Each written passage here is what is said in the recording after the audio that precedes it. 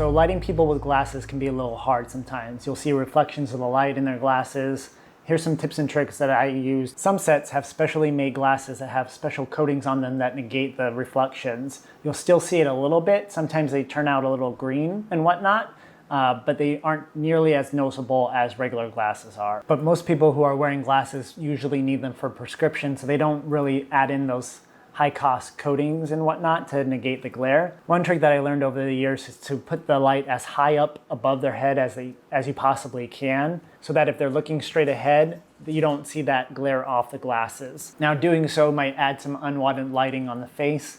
So one of the things you can do, kind of like the aging actors, is putting a light down below so that it kind of shoots up, and that will help fill in the quote-unquote Godfather type lighting that you have above them. Also, if you know for a fact that they're only going to be turned one way, you can put your light on the opposite side.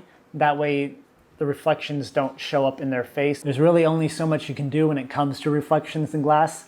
Sometimes you can't get away with getting it out of their eyes or off of their face in a certain way, and you just have to deal with it. The better you can get at playing around with it and trying to figure out those perfect spots of getting it, the better off you'll be in the long run. All right, that's a wrap. See you in the next one.